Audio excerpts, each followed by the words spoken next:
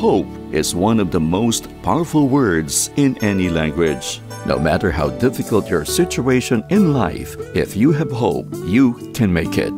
But in a country or situation like ours where life is getting more difficult, where can we find real hope? Stay with us and find the answer on A Word of Hope with Bishop David Sobrepena.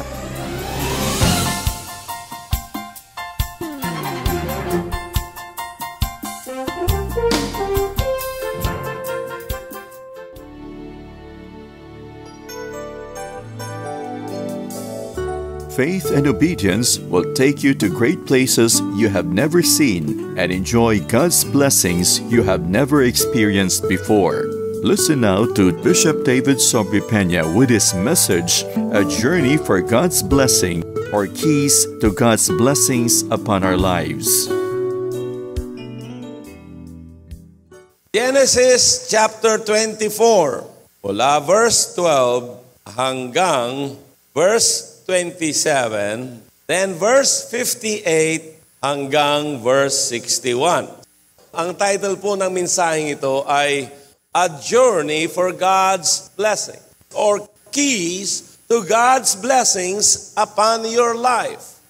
How many of you want to know the keys for God's blessings upon your life? Mga susi na maaari nating gamitin upang mai-unlock ang mga pagpapala, mga biyaya ng Diyos para sa ating mga buhay. Because, life is a journey. Kahit na sa bahay ka lang nakatira, kahit na, mula Lunes hanggang sa Biyernes, ang biyahe mo lamang ay mula sa Valenzuela hanggang Makati at pabalik. Buong Luzon lamang at hindi ka nakakalakbay sa iba't ibang mga bansa. Life is a journey.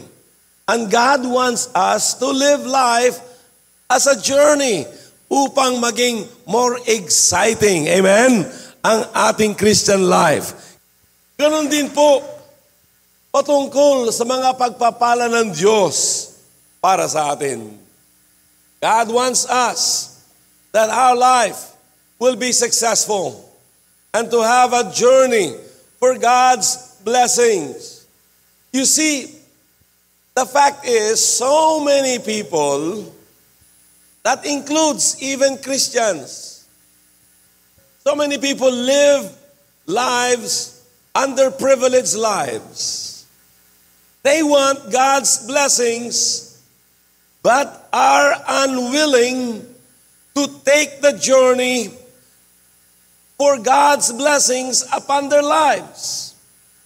Nais nila na ang kanilang buhay ay pagpalain ng Diyos. Na ang kanilang buhay ay punong-puno ng pagpapala, subalit ayaw naman nilang gawin yung mga bagay na nais ng Diyos na kanilang gawin upang makamtan nila ang mga pagpapala na nais ibigay ng Diyos sa kanila. Now listen carefully. I've said this before, but let me say it again. Hindi lahat ng blessings ng Diyos ay natatanggap natin, natatamo natin ng automatic nung tayo naging Kristiyano.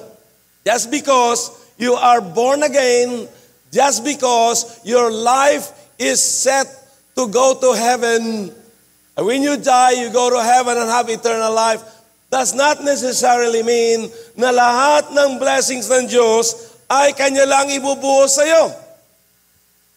Otherwise, lahat-lahat tayo ngayon ay blessed at prosperous na prosperous. Maybe you don't want to be prosperous.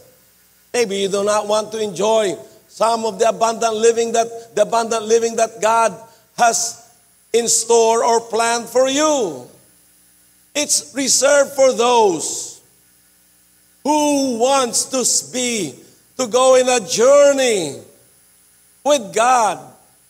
So the following are keys to God's blessings upon your life. Unang-una po, First principle is be willing to do more than what is required of you. Basahin po natin dito po sa verse 17 to 20. Ganito po ang sinabi ni Eliezer, yung servant po ni Abraham. Now, let me give you the background. Si Eliezer went on a long journey. Inatasan siya ng isang almost impossible mission. At yung impossible mission niya ay pupunta sa isang lugar na pinanggalingan ni Abraham upang humanap ng bride, ng mapapangasawa ng kanyang anak ni Isaac. Yung nag-iisa niyang anak na si Isaac. So, ang kanyang sinabi sa kanya, I want you to travel to my father's land, find a bride for my son Isaac. Yan ang kanyang assignment. Mahirap. At nakadami-dami ng mga dalaga, ng mga babae sa lugar na yon, sino yung kanyang pipiliin? So, ito po yung sign na sinabi ni Eliezer sa Diyos sa kanyang panalangin. Sabi niya, Panginoon, hindi ko alam kung sino pipiliin ko, pero ito po ang aking sign. Pag mayroon akong makitang isang dalaga at sasabihin ko sa kanya, bigyan mo nga ako ng mainom. At kapag sinabi niya, yes, bibigyan kita ng mainom at paiinumin ko rin ang iyong mga kamelyo. Sabi niya, yun ang aking sign. So, let me read to you verse 17 and 20. And the servant ran to meet her and said, please let me drink a little water from your pitcher. Anong sagot ni Rebecca? So she said, drink, my Lord. Then she quickly let her pitcher down to her hand and gave him a drink. And when she had finished giving him a drink, she said, I will draw water for your camels also, until they have finished drinking. Then she quickly emptied her pitcher into the trough, ran back to the well to draw water, and drew for all his camels. Listen carefully. Hindi po hiniling ni Eliezer na ganito, pagkatapos mong painumin iha, pwede ba painumin mo to sa 10 kamilyo ko? Hindi, nagboluntaryo po siya. Kaya nga, sinasabi ko, be willing to do more than what is required of you. Napakahalaga po ito. You will not get anything extraordinary in life by being average. I want that thing to sink in. Listen carefully. Sabi ng mga nag-aalaga ng kamilyo, hindi niyong i-research to. Kaano ba karaming tubig ang maaring inumin ng isang kamilyong naglakbay sa disyerto na nauuhaw? They can tell you, they can drink between 20 to 30 gallons of water and store it sa kanilang storage tank, sa kanilang tiyan. Can you imagine, sabihin natin na yung pitcher, dala-dala ng ni Rebecca, say, they have to go up to the well, then take it home. Yung mga makikita nyo po sa mga picture ng older women, ay dala-dala silang pitcher, nilalaga dito sa ulo nila at ginaganyon nila, di ba? 5 gallon. Can you just imagine this? Ang isang kamilyo ay 20 gallons. So, ilang trip ang gagawin ni Rebecca para sa 10 nga camels ni Eliezer? Can you just imagine? Rebecca did that. She did something Extraordinary, a hard worker. She was willing to do more than what is required.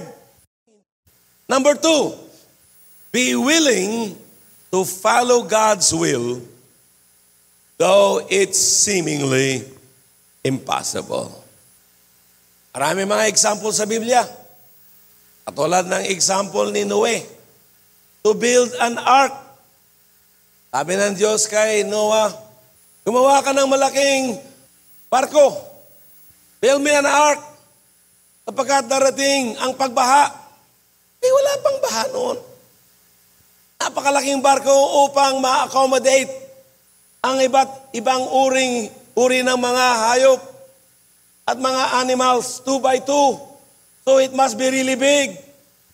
Pero, gagawin niya yung barkong yon, hindi sa dalampasigan na merong pantalan at merong, malapit sa dagat. Ginawa po niya doon sa forest, sa gubat. Alam doon ng mga kahoy. So it was impossible. It looks seemingly impossible yung ginagawa niya. It took him 120 years. You know the story. Pinagtatawanan siya ng mga tao, pero ginawa din niya. Ikaw ba ay pinagtatawanan ng iyong mga kapitbahay dahil ikaw ay born again, dahil ikaw ay dumadalo sa mga gawain, dahil ikaw ay faithful sa Panginoon? Ikaw ba ay pinag-uusig ng ilang mga kasamahan, kapitbahay, and maybe even, kasama mo sa bahay dahil sa iyong commitment? Sila ay pupunta sa ganito, ganyan, subalit ikaw pupunta sa church fellowship. Well, you must endure that. Example of Peter, that he walked on water. It looks impossible. You cannot walk on water. Pero nakita niya si Jesus na naglalakad sa ibabaw ng tubig at hindi nalulunod. Sabi niya, Lord Jesus, kung ikaw talaga yan, can you call me and join you? And Jesus said, come. He did the impossible. In order for you to experience extraordinary, in order for you to experience God's miraculous working power in your life, you have to get out of the boat. You have to get out of your comfort zones. You have to take some risks. Si Rebecca po was asked to take a big leap for the unknown. Mababasa po natin sa verse 58 ng Genesis chapter 24. Sabi po sa verse 58, Then they called Rebecca and said to her, will you go with this man? And she said, I will go. Now, hindi po pangkaraniwan yung ginawa ni Rebecca. She's a proper girl, raised properly by her parents. But there are things in life that when God is speaking to your heart about something special for your life. 3 things she was asked to do. Unang-una, she was asked to believe a man, Eliezer. She's never met before. Napanawalaan yung kanyang istorya na yung kanyang master na si Abraham, pinadala siya doon upang humanap ng mapapangasawa ni Isaac. Pangalawa, she was asked to go to a land she has never seen and from which she would never return.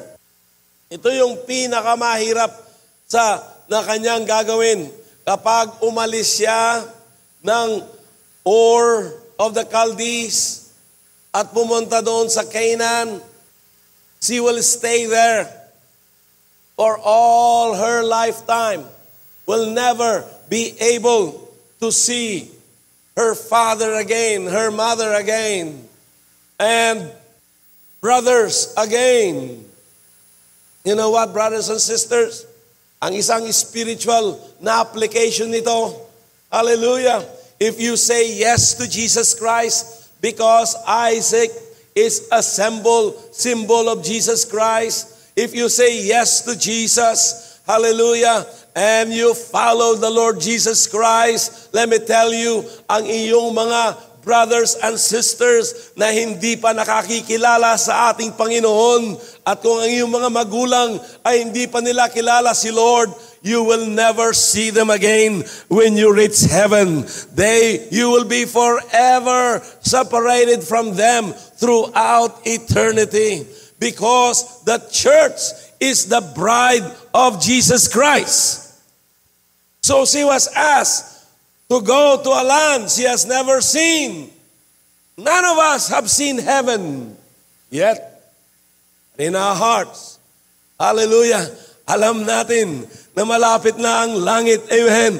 It's through faith in the Lord Jesus Christ that we know that one day we will reach heaven, just like Rebecca in her heart that she will reach Canaan. And one day, lahat pong mga sumasampalataya at umiibig sa ating Panginoong Jesucristo will be with Him forever and forever. Pangatlo, she was asked to marry a man she's never met before. Anong prinsipyo ang ating mapapala sa ginawa ni Rebecca? Ito po yun. Faith and obedience will take you to great places you have never seen and enjoy God's blessings you have never experienced before. Pananampalataya at pagsunod sa ating Panginoon, sa Kanyang salita, will take you to great places you have never seen and enjoy God's blessings you have never experienced before. At Rebecca took the risk. Itong journey na ito. So number 3, be willing to ride on a camel. Alam nyo, ang layo po, kasi si Rebecca ay manggagaling ng Iraq. Ito po yung old na Ur, na lugar ni Abraham, na pinanggalingan ni Abraham. It's somewhere in Iraq. Alright?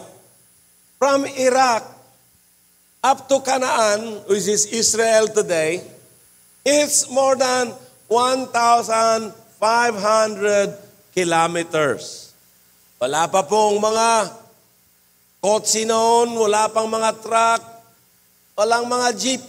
Ang kanilang mode of transportation, ang number 1 na transportation nila ay camel.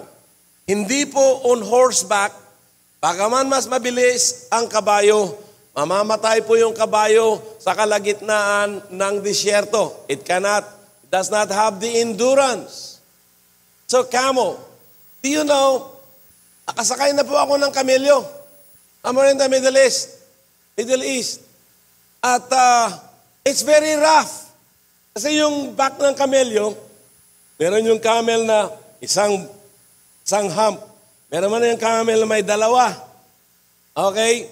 At pag sumakay ka ng kamelyo, ay very uncomfortable. Gaganon-ganon ka. Lalo na pag tumakbo yung kamelyo na, mahihilo ka. It's very rough. Ganon-ganon ka. It's not fun. Can you imagine kung ilang linggo, 1,500 kilometers on desert, napakainit, wala pang mga sunblock noon, wala pang mga sunglasses noon. Ang punto nito ay ganito. If you want to journey to God's blessing, you must be willing to ride on a camel, because riding on a camel is rough and hard. In other words, the journey could be bumpy, could be hard, could be rough and tough.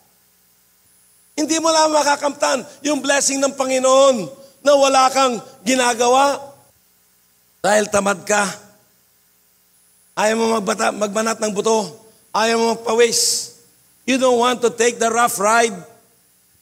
That is part of the journey. Learn to ride the camel. Hindi dahil meron ka ng kunting talento. Meron ka ng kunting kakayahan. Dapat pansinin ka na ng madla. Dapat di-roll up the red carpet sa'yo. Magaling ka. Ayaw mong sumunod. Gusto mo maging bossing ka agad. Gusto mo magkaroon ng magandang sasakyan ka agad. Naiinggit ka sa mga successful. Hey, let me tell you, learn to ride a camel. It's rough, it's tough, it's hard, it's hot. Some do not endure journey. The journey to success is rough with many challenges. Ang isa pang katangian ng mga kamelyo, ang katangian ng mga kamelyo ay kuminsan pag tinamad yan, ay matagal ka bago ka kanya lalakad. Isa pang katangian ng kamelyo, mabaho. Mabaho ang hininga niyan. Right?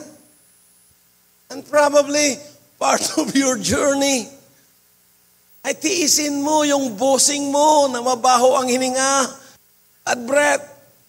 Aring tiisin mo, yung mga idiosyncrasies ng iyong bossing ngayon. Hindi ka basta-basta nagkukwit. Alam niyo po ba, yung mga nagkukwit, pagkatapos ng 3 months ng trabaho, pagkatapos ng 6 months ng trabaho, ayaw ko na, palipat-lipat. Do you know that quitters never win? And winners never quit. That's right. It is imperative that you endure the ride. Rebecca endured the ride through the hot desert because she knew every step that camel takes, though it was hard, though it was rough, and every single day that she endured the journey, she was getting closer to God's plan for her life. She was getting closer to the promise of God. She was getting closer to the blessings of the Lord. So let me tell you today, hallelujah, no matter how hard the journey may be, just endure it, for God's grace is sufficient to carry you through, because every day of your life, if you do not quit, hallelujah, God is going to see to it that your dreams will come true and your blessings will come to you. So let me read to you Genesis chapter 24, verse 63 to 67. And Isaac went out to meditate in the field in the evening, and he lifted his eyes and looked, and there the camels were coming. Then Rebekah lifted her eyes, and when she saw Isaac, she dismounted from her camel, for she had said to the servant, "Who is this man walking in the field to meet us?" The servant said, "It is my master." So she took a veil and covered herself. And the servant told Isaac all the things that he had done. And Isaac brought her, Rebekah, into his mother Sarah's tent. And he took Rebekah, and she became his wife, and he loved her. So Isaac was comforted after his mother's death. The camel ride will take you to the place of God's abundant blessings for your life. So ano yung camel ride mo ngayon? Ano yung mga struggles mo ngayon? You will soon dismount that when you reach the place where God wants you to reach. Sapagkat there's a time, hallelujah, na maaabot mo yung pangako ng Panginoon, ang iyong mga pangarap sa buhay. God will bring it to pass if you just get in the journey with God in your life. I believe that the Holy Spirit is speaking in your hearts this very moment about your need of Jesus Christ as personal Lord and Savior.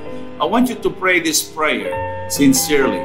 Sabihin mo, Lord Jesus, patawarin mo po ako sa aking mga kasalanan. Tinatanggap kita bilang sarili kong tagapagligtas at Panginoon ng aking buhay. Ako po ay naniniwala na ikaw ay napaako sa krus dahil sa aking kasalanan, namatay subalit nabuhay na maguli upang bigyan ako ng bagong buhay at pag-asa sa buhay na walang hanggan.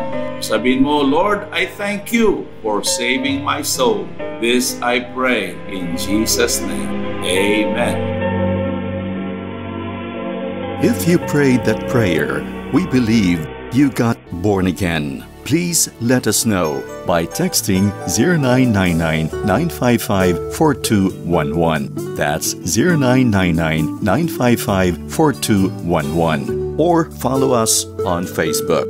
You may also visit our website www.wordofhope.ph. That's www.wordofhope.ph. A Word of Hope can be heard on Fridays, Saturdays, and Sundays at 8 p.m. to 8:30 p.m. That's Fridays, Saturdays, and Sundays at 8 p.m. to 8:30 p.m. here at 702 DZAS, Agapay ng Sambayanan.